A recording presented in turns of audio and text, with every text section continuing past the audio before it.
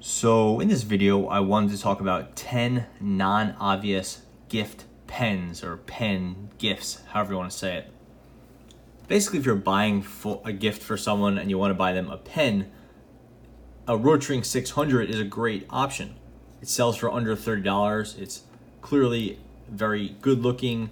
It's withstood the test of time and just a great pen, so it makes a great gift. But if the person you're buying for is interested in pens, they probably already have one. The Caran d'Ache 849 is a similar situation. It's a great pen, and again, it's under $30. It's a great gift, but it's probably a little bit obvious as pen gifts go. I would also put the TWSBI Eco fountain pen in that category. This one sells for about $30, give or take. It's a super usable, reliable, fun pen. It's an obvious gift.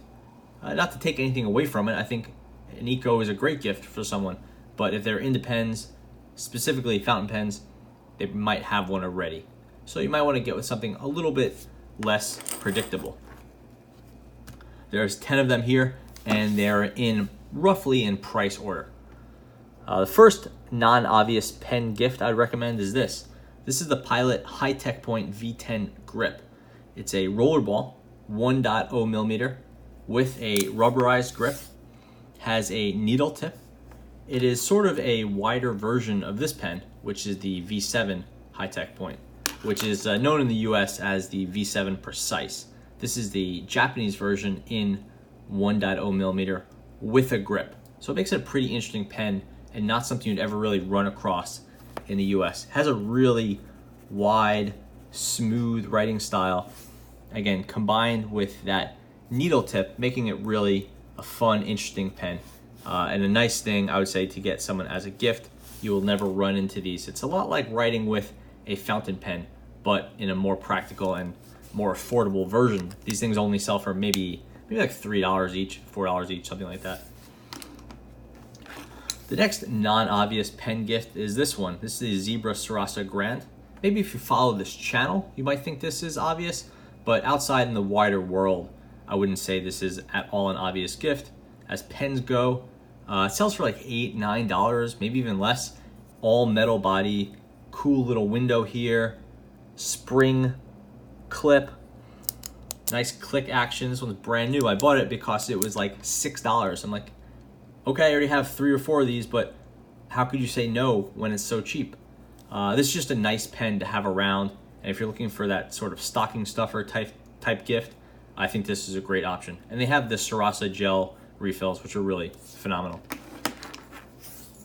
Another non-obvious pen gift is this. This is a Muji fountain pen. These things sell for, I want to say $15, $20 around there if you could find a Muji store. It's got a nice big stainless steel nib, all aluminum body, just a good looking pen, and actually works really well. I like this pen a whole lot, and I find myself using it fairly often, even though it's a very simple and not particularly expensive pen. Plus it looks really cool, just very sparse. I think this is a great gift. You don't have to be a fountain pen lover to buy it for someone, or they don't have to be a fountain pen lover because it is so cool looking. It'll look great on any desk. And then again, it is pretty affordable. Another great pen gift is this pen. This is the Pilot S20 ballpoint. It's actually made of wood. It's heavily contoured, so it looks cool. And it's really beautifully built. Pilot did just a great job with this metalwork here. This clip actually goes around the wood instead of puncturing it in any way. All metal hardware. Just a great looking pen, and it works really well. As far as like stealth pens go, like sleeper hits, this is really towards the top of my list. I like this pen a whole lot, and it sells for about maybe $22, $20, and it's easy to find. It's on Amazon and other places. Most of these will be on Amazon and other resellers. Maybe you'll have trouble finding the Muji, but almost the rest of them will be easy to find online. Back to the S20, just a wonderfully made pen. Not something you run into a whole lot. Uses a slightly weird refill, but you could use a Dr. Grip refill in here. So that means you could buy a refill for this in any supermarket or big box store, which is very cool. And again, I think this is a really undervalued pen, and I don't see people talking about it a whole lot. So to me, that means it would make an awesome gift. Next up, this is actually a pencil, but it looks and acts like a pen. This is a Pilot Automac. You could see it is a pencil, but it has a double knock system where you push it down, has a firm click, and then that extends the lead with a soft click. But if you firm click it again, it goes back. You could do a soft click, push this in, and then hide that. And this is just a beautifully built pen. Look at that knurling. Just a really wonderful work there by Pilot. Metal clip, really good looking, all metal hardware. This barrel piece is plastic, but it's a nice gloss plastic. This is just a great looking pencil. Has an eraser, obviously, all metal up here. And these things sell for about maybe $25, $30, maybe $28, around there. And it looks like a pen, so if I'll keep it in this category. I think this is something I'll talk about in the future more, but again, a very undervalued and forgotten pencil that I really enjoy using. Next we have a Acro Drive. This is also from Pilot. I like Pilots, I guess, but this is a pen that I really like, and one, again, that I don't think gets enough attention. It's a higher end executive style pen with a twist refill. I have many of these, so this one has a new refill in it. I found it in this gold, which is, I think, extremely sharp, and usually you see it in black or blue, but it is available in some cool colors if you search around. And this is gold with black hardware, which is just phenomenal. This pen is wider at the bottom than towards the top, so it kind of gives it a little bit lower center of gravity, which I think makes writing more comfortable and more accurate, and it's not a very common feature. I just think the Acro Drive is a very cool pen, and it's not one you see enough, making it a fine and non-obvious pen gift. Now we're getting into pens that are in like the $50+ range, so they may not be appropriate for every gift scenario, but I did want to skew a little bit higher just because I know some people want to do a little bit more substantive gift. This is a Platinum Procyon. I feel like this is one of the forgotten pens in Platinum's line. It's a fountain pen. It has a metal body, which is not common in sub $100 fountain pens. Maybe it sells for about $50, $60.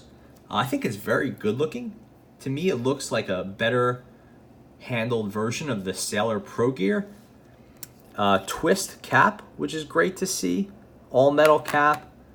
And then this is kind of like a smoky section.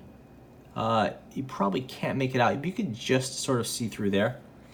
Has a stainless steel platinum nib. I think a good looking nib.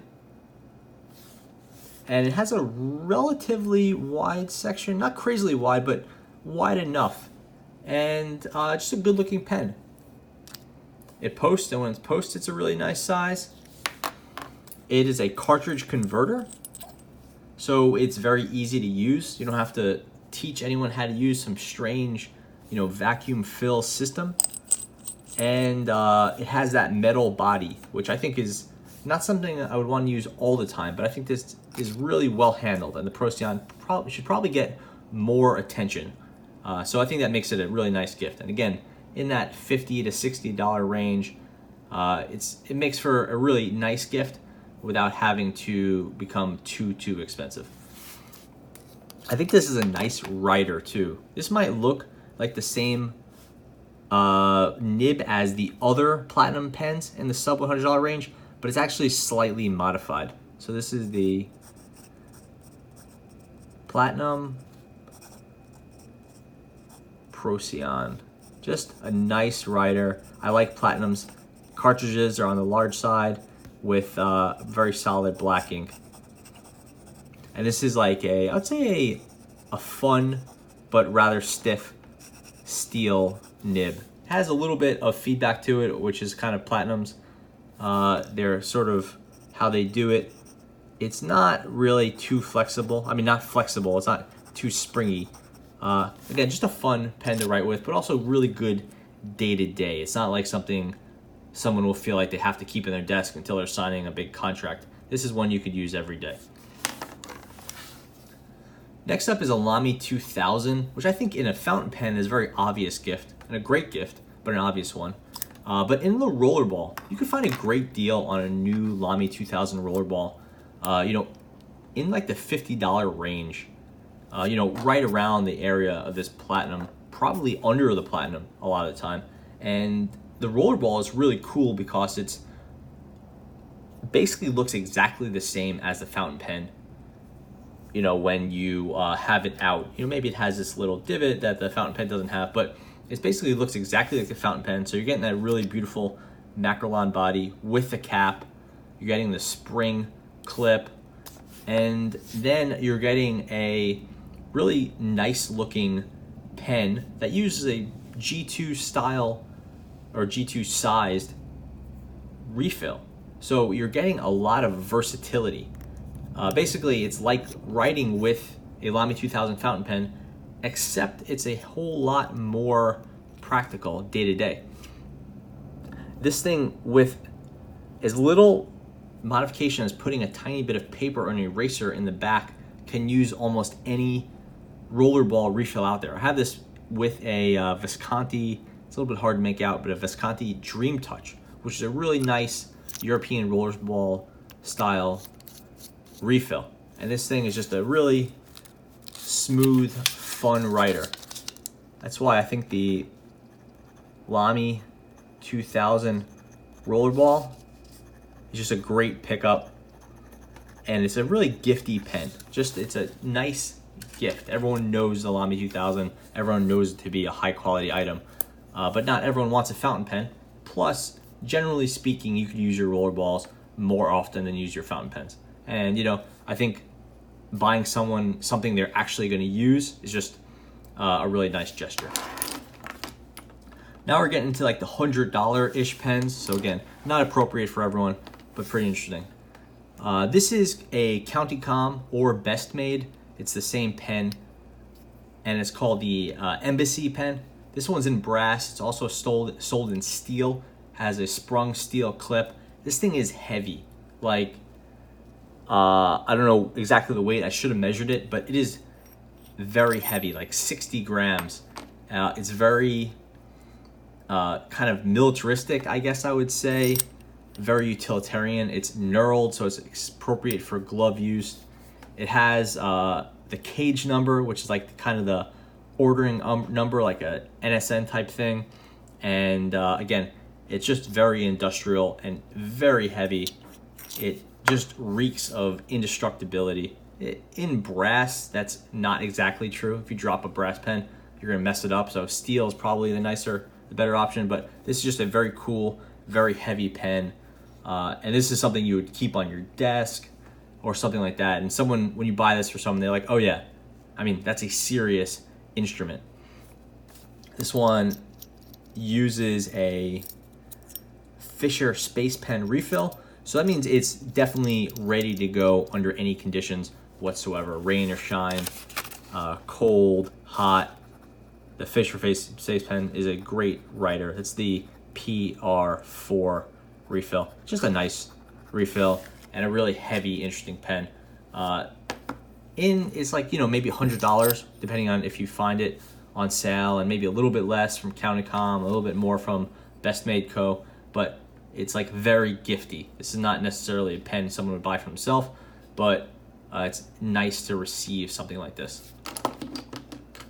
And again, I would say it's non-obvious because so much of the attention in the machine pen world has moved over to the Kara's Customs and tie bolts and those sort of things. And those are great, but County Com is kind of like, has been around forever, and their pens are obviously quite cool. Lastly is the Diplomat Arrow. I feel like Diplomat is not a company that gets a whole lot of attention. The Arrow is a newer design. It's kind of this blimp type thing, dirigible, whatever you want to call it. And it was, I think, a little bit forgotten, even though it's a pretty cool pen. It sells for maybe $150 retail, but you could find them for much less than that and they're pretty easy to find used. Yeah, it has a very big, I believe it's a Bach stainless steel nib. I bought it in broad, so this is kind of a signature type pen. And I think this is just a very cool pen. And like in that $150 range where there's so much competition, I think it becomes a really non-obvious purchase. And also it's highly stylized, so you might not buy this pen because you're just thinking like, hey, I'm just not gonna use it that often because it's just this like really interesting design. It's not a daily pen, but buying someone something they're not gonna use every day can, but that they want, in my mind, makes it a good option for a gift. So this is the Diplomat, my cartridge is low. The Diplomat Arrow. This is a broad. I would not buy it in the broad again. It's just a little bit too broad. Again, it makes it a good signature pen, but for daily writing, I think you want to go for the medium.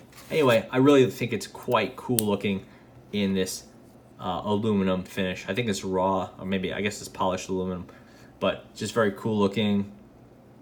Diplomat logo is kind of in there. Black clip. The clip is like a little bit hard to use. That's one of my problems with this pen. It's also not a screw cap, it's a push cap. So it's a kind of a quirky pen, but it is a fun one to have. Not maybe one everyone would spend their own money on, but interesting pen.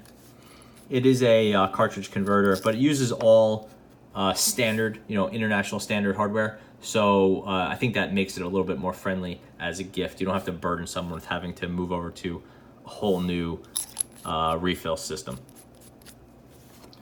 So yeah, that is the Diplomat Arrow. And yeah, here are 10 non-obvious pen gifts. Let me know your thoughts below. Thanks for watching.